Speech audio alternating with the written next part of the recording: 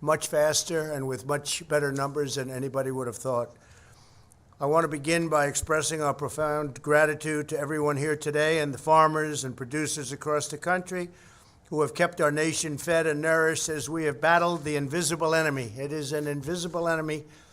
It's tough, but we're going to win, and we're going to win very big. But we can never forget all of the people that have been left behind, that have died for some reason that should have never happened. Should have never happened. You know that. I know that. And the people that caused the problem, they know that too. It's too bad. You remind us once again that the American farmer is the backbone of our country, and they're really a great friend of mine, and I appreciate all the support, and I know they appreciate our support. We're glad to be joined by Secretary Sonny Perdue along with Ivanka, who has been working closely with Sonny to deliver this vital assistance for farmers and needy families. I'm also grateful to the president of the American Farm Bureau Federation, Zippy Duval. Thank you very much. Thank you, and thank you, Zippy, thank you. The president of the National Cattlemen's Beef Association, Marty Smith. Marty, thank you, Marty. And several of our great agricultural producers. Nice to meet all of you. It's really good to meet you.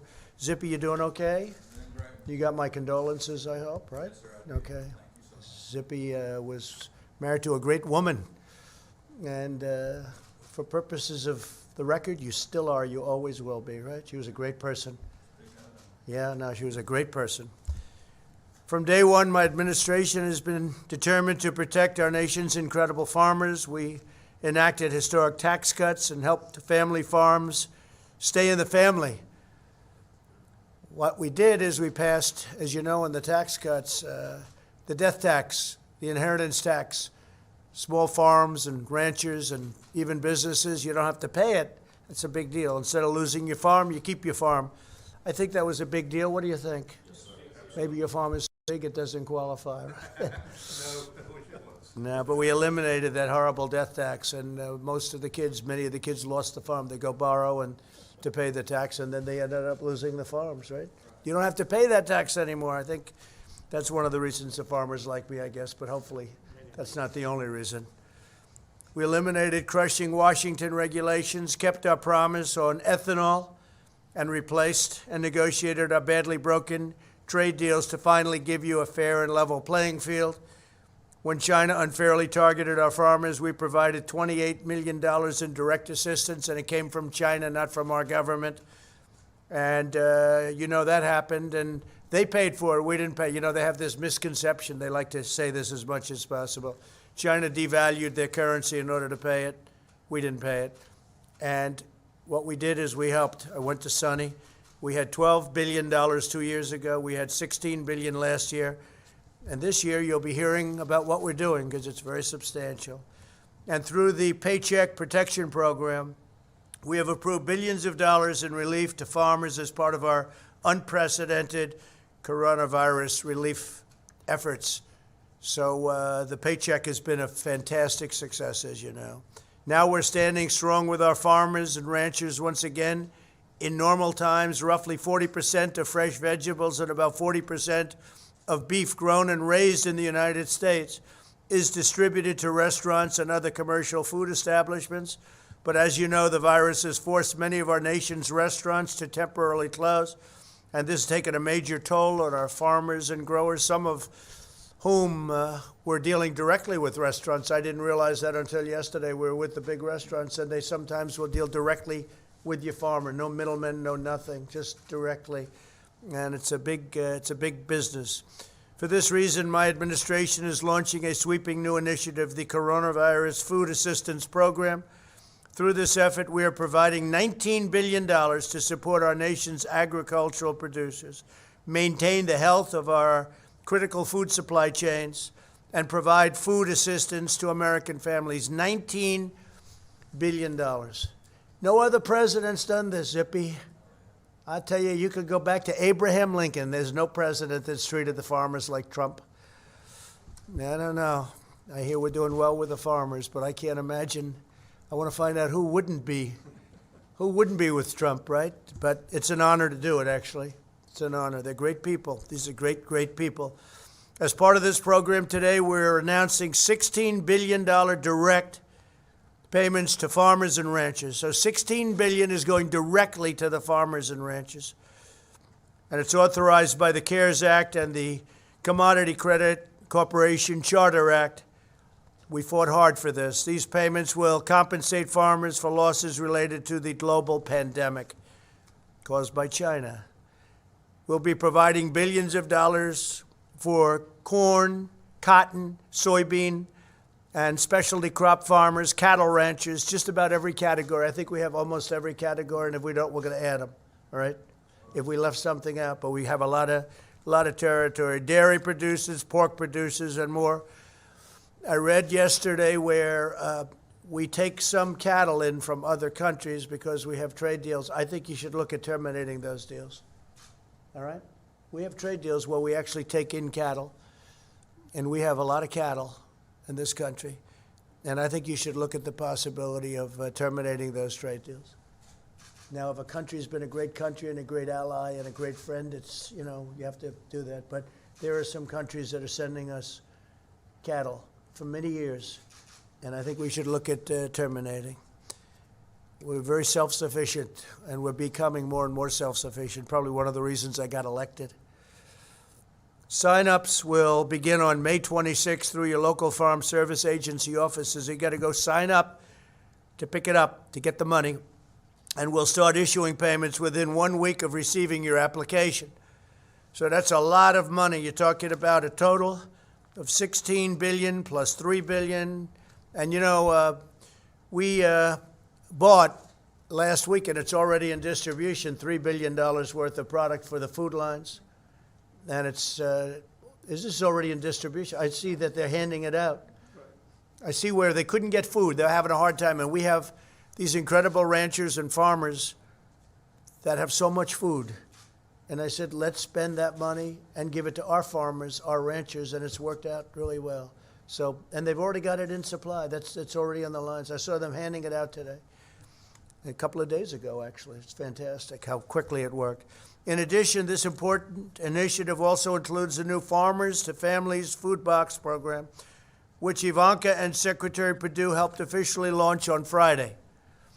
Through this effort, the Department of Agriculture will work with local food distribution companies, and we have a lot of great distribution companies. I've gotten to meet some of them, which have also been hit very hard to purchase $3 billion of food and produce from the American farmer, which I just mentioned, and to deliver to the food banks and charities that serve needy families. Already, we have allocated $1.2 billion to farmers to families, funding through 198 contracts with distribution companies, many of which are small businesses adversely impacted also by this horrible plague. It's a plague. Here today are a few of the American farmers and ranchers who can tell us why this program has been so essential and successful. Scott Sink is a cattle producer whose business has been badly impacted by the virus. He says this initiative will provide a bridge to help them move forward. And we've been helping them in a lot of other ways, too, but this was a great help. And, Scott, please come forward. Thank you, Scott. Thank you very much. Yes, sir. Thank you, sir. My name is Scott Sink. I'm a producer in Southwest Virginia, Blacksburg. We have a catering business, and we do farm to table, along with raising livestock, produce, and custom hay. We were able to benefit from the Paycheck Protection Program, and now this bridge will also help us get into the new growing season. Talking to farmers all across the country, you know, farming is something that's always unexpected. We deal with that. We have to pivot at any time.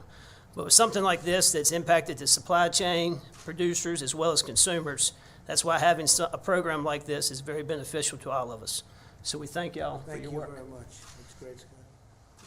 And you love that business? You wouldn't trade businesses for anything, right? Yes, sir. What is it with farmers? They don't want to do anything else. They have some bad years, but we've helped them have very good years, actually. But they have some bad years, but they wouldn't trade it for anything with that.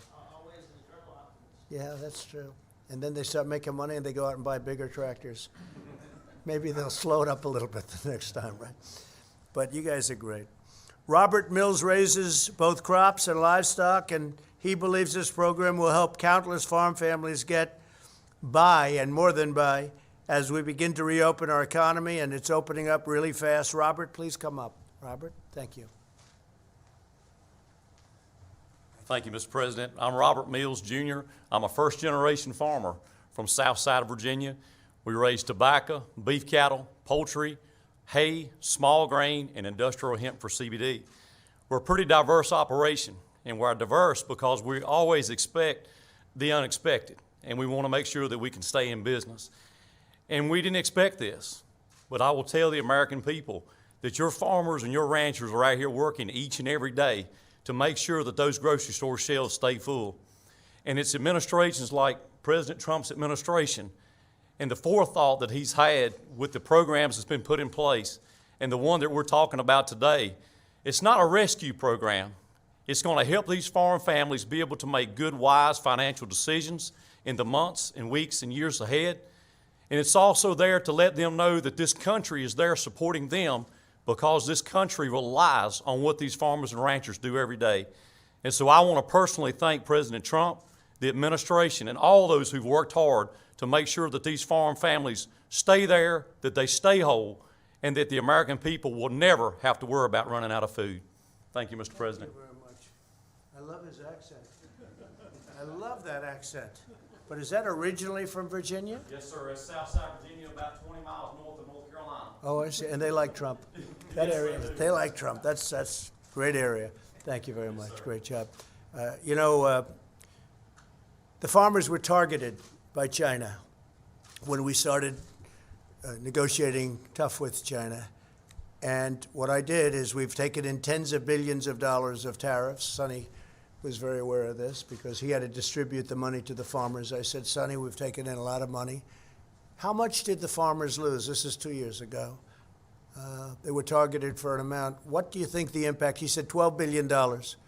So I said, that's okay. We'll take $12 billion out of our tariff money, which was many billions more than that China paid. Never paid us 10 cents, by the way, before that. Before Trump, they never paid anything.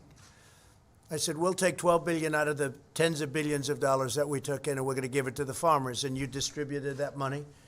And Zippy, I think you were shocked because you've never seen anything like it. Otherwise, these farmers wouldn't have been in business. So we took $12 million, we gave it to the farmers. We said thank you very much to China. Thank you very much, China. And then the next year I said, Sonny, what's the number? We called Zippy, we called some of the other people. We determined it was $16 billion that the farmers were targeted, $16 billion by China. So I took $16 billion out of the tariffs, which were many, many billions of tens of billions more than that. We gave it to the farmers, right? And this year, the same thing. It's been pretty amazing. And the farmers are doing fine. One of them said, I do better this way. But you know what? They don't want to do better that way. They just want a level playing field. But we took care of our farmers, right? And ranchers. Thank you, Robert. That was great. Appreciate it. David Hickman is a vegetable grower who runs Dublin Farms in Virginia. His potatoes will be among the produce distributed to local food banks through the Farmers to Families program. And David, please come up and say a few words. Hi, David. Thank you, Mr. President. I'm David Hickman with Dublin Farms in Horntown, Virginia. We are a fifth-generation operation, produce fresh market potatoes, redskins, yellows, whites. This program is going to help tremendously with the movement of potatoes this summer. For us, we have 6 distributors who are our current customers that are doing the food box program. So our potatoes will be in some of these food boxes. We've submitted bids for 5-pound bags to go directly to the food banks of yellow and white potatoes. So certainly going to impact the Virginia potato business. So you have 5-pound bags. What other size bags do you have? We have a packing operation. We pack 5-pound bags, 10-pound bags, 50-pound bags, and then 2,000-pound bags that go to other packers.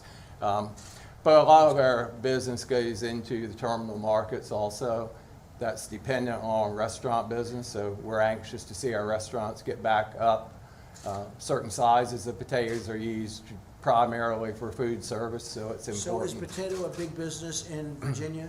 It's a big business in our area called the Eastern Shore. And how does that area compare with Idaho? Oh, we're very, very, very small compared to the Idaho production, but we fit a niche between Florida and North Carolina's spring production before. Is it a very similar product, would you say, or is it different? No, the Idaho potatoes are like the russet, long potato. right. We grow red skin potatoes and round yellow potatoes Could like the you grow Yukon. in Idaho? We type do, potato but we here? fill a different market. That's very good. Our I don't know, potatoes, just interesting to me, right? yeah, What our do I know potatoes, about potatoes, right? yeah, our potatoes are shipped right from the field to the store. No, it's great. Where Idaho, they store them through the winter. And we also grow green beans for fresh market, which is largely dependent on restaurant business. That's great. Also grow corn, And you soybeans love that for the business, poultry. right? Been in it all my life, yes, sir. On my home farm, there's been potatoes planted there since 1887, which is sort of unusual in the country. All different parts of that field farm has been in potatoes. It's a beautiful Sometimes. business, beautiful way to We live. appreciate what you're doing for us. Thank you very much. Thank I you. appreciate it. Great job. Gave me a little education in potatoes. That's interesting. I wonder if the media enjoyed that.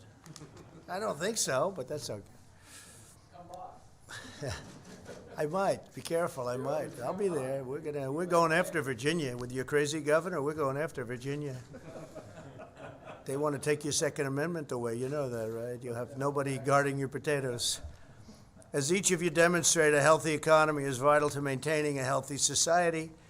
And by working together, we can restore our economy, shield the vulnerable, care for the needy, deliver world-class health care, and vanquish the virus.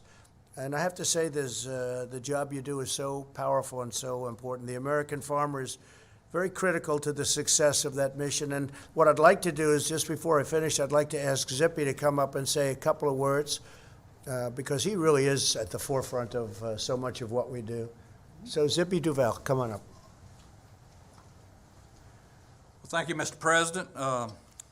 I remember four years and several months ago, I won the election to be president of American Farm Bureau, and candidate Trump called me, and he says, I'm going to be a friend to the farmer. And Mr. President, I'm here to tell you today, thank you. You've lived up to those words that you made to me that day. I represent all farmers across the country. I also farm. My son and I'm third generation, my son's fourth generation. We run a 400 cow beef cattle operation, and we grow chickens for Pilgrim Pride, about 1.5 million chickens a year. And the farmers across America are very appreciative, Mr. President, of what you've done. You've stood behind us during the trade war. You stood behind us during all the difficulties we went through. And now with the pandemic, you stood behind us again. And you know, and you've made the comment, we're the only group that comes to the White House without our hand. We don't come with our hands out. That's true. We want that level playing field. We want that trade. We want to be able to make our money from the markets. But we appreciate, when we're going through difficult times, that you stand behind us. This pandemic's made us realize one thing.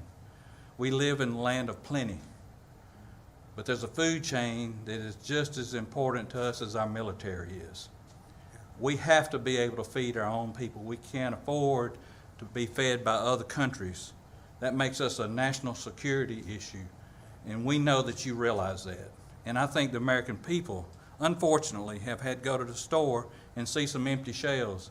And we all now realize how important that chain, that food chain is, and the farmer is that very first link. Without that support, we wouldn't be there to produce that food. Our farmers are still farming. Hashtag still farming. You'll get some great stories. We've touched over 50 million people with that hashtag, talking about what farmers are doing, still farming. But we want to thank you. We want to thank Secretary Perdue for his hard work, and his staff's done an excellent job putting this program together. And we want to thank Congress for thinking about agriculture too, and delivering it to your desk for you to sign. So many thanks for helping the people that feed the American people. And we look forward to continuing to work with you, Mr. Trump. We appreciate it. Thank you very much. Thanks, Zippy. That's true. 4.5 years ago, I called Zippy. Never spoke to him. And he liked me, I liked him, and I don't know. I got good support right from the beginning, but we've come through. Yes. We've come through. Absolutely. She's a great woman. Great woman. Thank you very much, Zippy. So just to conclude, American farmers, ranchers, and growers feed, fuel, and sustain our nation. They're proud defenders of the American way of life, and I'm proud to stand right by their side in this hour of need. And the food chains are now back to almost working perfectly again. They had some interruptions, which you knew about, and we were able to take a very bold action. You saw that. And that action caused them to do what they had to do. And they're in good shape, and very shortly they'll be in absolutely perfect shape. But people were worried about that. The action we took was a very important action, Larry Kudlow, wasn't it? We did a good job. Now I'd like to ask Secretary Perdue to say a few words, followed by Ivanka and Marty Smith, if I could. Okay, please. Please. President, I remember very clearly you calling me just a few weeks ago when you read about the effects of the pandemic on American agriculture. And once again, you directed me, Sonny, we're going to have to help our farmers. Bring me a program. What's it going to take? I want you to use all the available resources at your disposal, just as you've done before when China retaliated against our farmers there. I don't know how, Mr. President, but you instinctively know that American agriculture, farmers and ranchers have been the bedrock of our American economy since the founding of our nation, and there still are. And we talked about the food supply chain.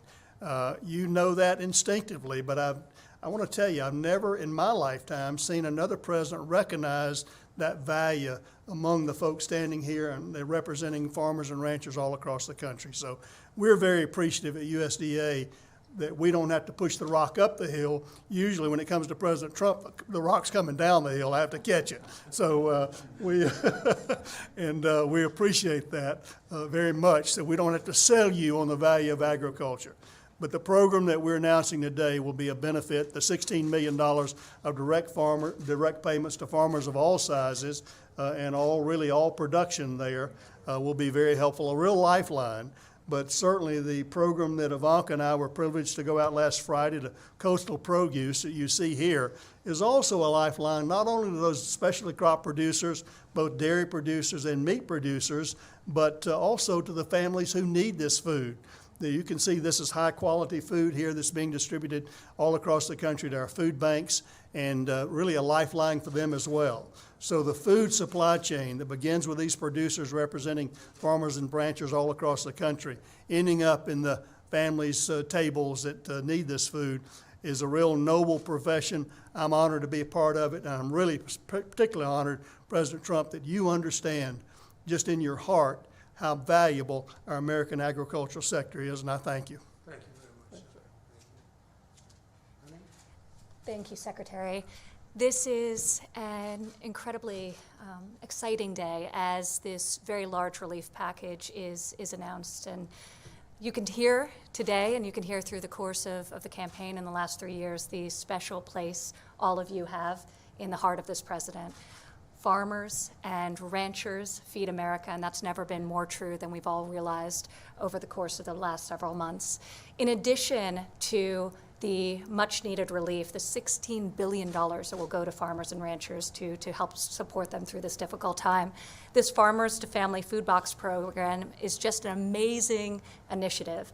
As the Secretary mentioned, the President saw that there were those in need, those vulnerable, long lines at food banks trying to get food, and yet there was this unbelievable, beautiful American fresh produce that was going to waste. So thinking about that supply chain and ensuring with $3 billion that those who are vulnerable, that those who are in need get access to boxes like these, 20 to 25 pounds of meat, milk, all forms of dairy, and of course great fresh produce is incredibly virtuous. It's a great cycle. It helps the small distributors, it helps the small farmers who were prioritized in the bids, and of course it helps those in need. So we're very excited about this program. These boxes themselves will also be going to a mission here in DC, along with several others that we have at the White House, and we hope that these boxes will play a big role in feeding those who need it across the country. So thank you, and thank you, Secretary, for the hard work of your team in standing up this program so rapidly. We think that it will be extraordinarily successful for our small farmers and of course those in need. So thank you. Thank you. Okay, Marty?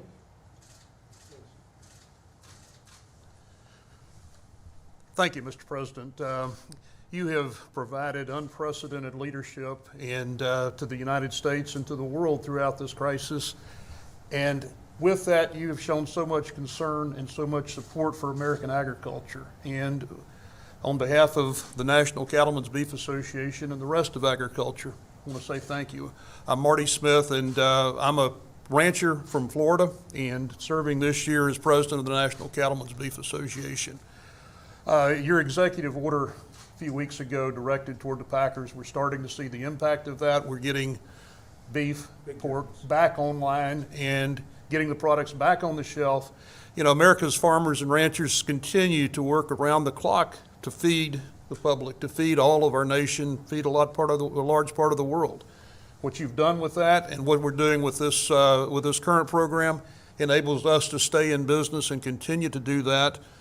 Again, we thank you for that. We thank your administration. Working with Secretary Perdue has just been a great way for us to all move forward.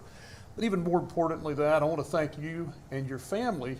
You know, with us, it's all about our families and our family operation. Your family is just as dedicated to this, and Ivanka, we thank you for the support you've shown to us. It's just, it's so meaningful, and together we get through this, and we do beat this, and we keep the highest quality, safest, most sustainable protein sources on the plate of Americans all through this, and we thank you. Thank you very much. Thank you. Okay, any questions, real quick? Mr. President? I'm going to Capitol Hill, so. yeah. Mr. President, thank you. Will any of this aid be directed towards cattlemen, chicken farmers, and pork producers who have had to euthanize their flocks already because of the pandemic? Do you want to answer that question? Yes, we're gathering that data now. This particular direct payment is not directly for that. There will be help coming through NRCS over the euthanasia and disposal coming that way. So there will be certainly directed there soon. Do you know when we could expect some of that guidance? Yeah, it'll be after this is announced and we get more data. There are a lot of rumors out there about what's actually happening. We want to get the facts and the data and make policy based on good data. Something that's being looked at separately. Mr. President, how is your administration addressing the comorbidities that Secretary Azar said are responsible for a lot of the coronavirus deaths? Obesity, hypertension, diabetes, obviously very closely connected to our food supply. Well, I think we just want people in this country to be healthy. How does every country address it? We want our people to be healthy. We want them to be happy, and we want them to have all of the benefits that you can have, including great health care. The Republican Party has been very strong on health care, as you know, and that includes pre-existing conditions. And we have done a terrific job on health care. Then we got hit by a plague like nobody's ever seen before, outside of maybe 1917. And I think we've done an incredible job in producing ventilators and producing testing right now. You probably saw the numbers were over 12 million tests. That's 4 times more than any other country in the world. And we're talking about countries that have done a good job. Nobody's done testing like us. Plus, we have the highest quality test. So very simply, we want our people to be healthy. With diabetes, hypertension, and obesity, specifically, that's very closely connected to the food supply. How are you addressing those specifically? Your own Health and Human Services Secretary said that's why America has so many COVID deaths. Yeah, we want to give people great food, and that's one of the reasons we have our farmers and ranchers involved. Could you talk a little bit more about this problem? You say it's a problem of importing cattle from other countries. What is the problem there? Well, it's a relatively small number. Actually, I heard Sonny speaking about it yesterday. It's a very small number, but it's still cattle coming in. We have tremendous amounts of supply, cattle, and, all, but generally speaking, supply. Tremendous supply. Our farmers have done an incredible job. And now the distribution is being made much better than it has been, and better, I think it'll end up being much better than it's ever been, Zippy. But I'm saying, why are we bringing in cattle? Old trade deals that were made a long time ago, why are we bringing in cattle from other countries when we have so much ourselves? Now, in some cases, I thought your answer was very good. They've been great allies. They've been working with us for many years. Sometimes we needed the cattle, and sometimes we don't. It's a farming business. But I would say, generally speaking, unless this is a country that really has been with us, we shouldn't be taking their cattle. You know that, okay? And that's the way we're going to handle it. On a separate subject, you sent a letter last night to the WHO what reforms do they need to do to? Well, it's just on the rectify letters, their- I don't want to go through it. The letter's a very detailed, long letter, but basically, they have to clean up their act. They have to do a better job. They have to be much more fair to other countries, including the United States, or we're not going to be involved with them anymore. We'll do it a separate way, okay? On capital gains, Some workers at meat packing plants say they're still concerned about their safety and that they want the government to do more to enforce and make sure that meat packing companies are keeping their workers safe with protective equipment, testing, etc. Is there any more that you plan to do to make sure and enforce that meat packing companies are Yeah. keeping their workers safe?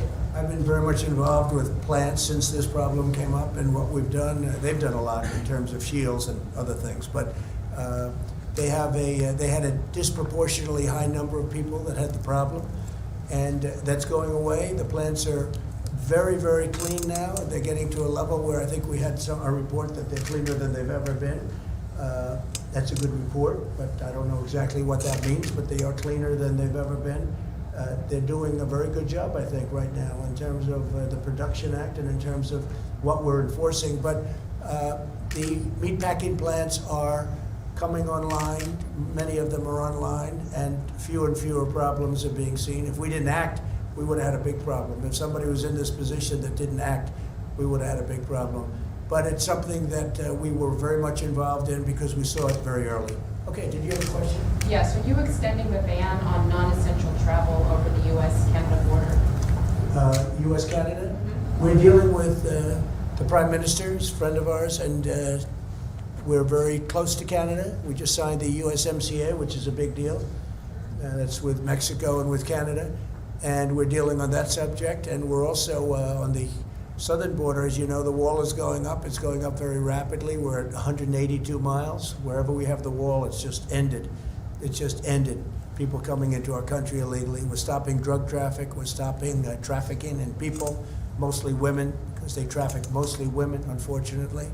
It's a tremendously big business. It's a horrible business. And we're stopping it. There's a worldwide problem. This isn't a problem for our southern border, but our southern border is a big point. And we're stopping trafficking. The wall has had an incredible power and strength on what we're doing. I have to say that so we'll have, by pretty early next year, we'll have 450 to 500 miles of wall fully built. So we're doing a great job on the border. We have among the lowest numbers we've ever had of people coming in, and we're moving them out as soon as they come in. As they come in, we're moving them out. Literally, we're moving them out immediately. And that's never taken place before, meaning in modern history, it's never taken out, never taken But out. on the question of non-essential trade, are you going to extend the ban that you put in place on non-essential trade between? For now, yes, but we're talking to Canada. As things clean up in terms of the plague, we're both going to want to do the normal. We want to get back everything. We want to get back to normal. I think we're going to have a fantastic year next year. I think we will do very well in the fourth quarter, and I think the transition quarter, which is coming up, we're starting it very shortly, the third quarter, I think you'll see some very good numbers, but you're going to see some great numbers in the fourth quarter, and you're going to end up doing a great year next year. And you can see it. Look at the states that are opening up. They're busy, and their numbers, interestingly, going down. So they're opening up. You look at Florida and Georgia in particular, the numbers are going down. So we're very confident that we're going to have a tremendous turnaround. And we had to turn it off artificially, and now we're turning it back on. And you're going to see some tremendous numbers. Thank you very much. I'm going over to Capitol Hill. Are you going to be urging the Republican senators not to pass the Phase 4 bill immediately?